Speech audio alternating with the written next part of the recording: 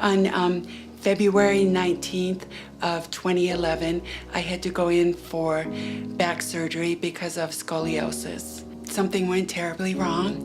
The anesthesiologist had blown out my lungs, which gave me a thing which is called ARDS, in which only 10% of the people live through that.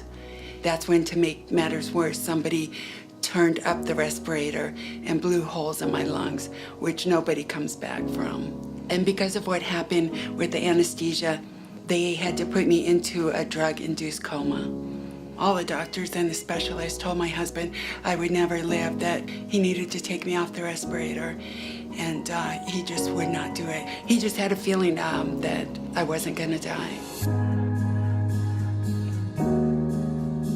There's a group here that makes quilts, and they bring them to the hospital for the patients. While I was in the coma, in and out, I remember just bits and pieces of things, and I heard everyone talk about this quilt, how beautiful this quilt was, the scriptures, and many times they said, let's put the quilt on her, and I would think, yeah, put it on, put it on. That meant a lot to me. I woke up out of a coma 7 months later. When I was trying to learn how to talk and walk again, it was very frustrating. But I would always just go back and pray and get up the next day and go, and I would have, a major breakthrough. And I just felt that God did not bring me through not to take me the whole way.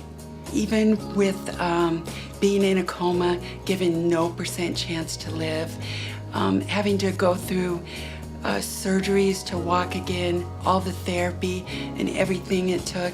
Here I am. I learned how to walk again. I learned how to talk again, breathe again.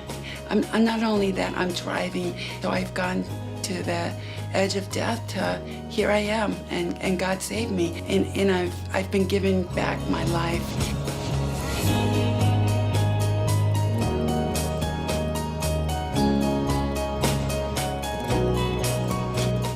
I always thought I had a relationship with God, but I realized once I came out, I had no idea.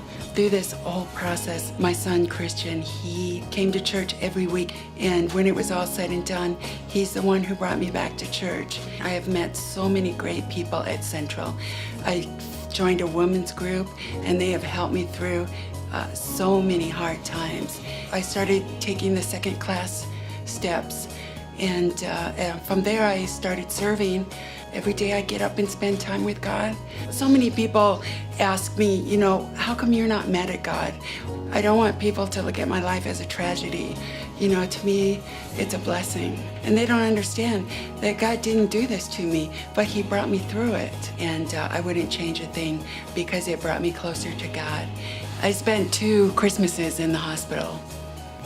2 very long, lonely Christmases. And the whole time kept dreaming about coming home, and this year is going to be awesome, and I'm going to have a great Christmas with my family.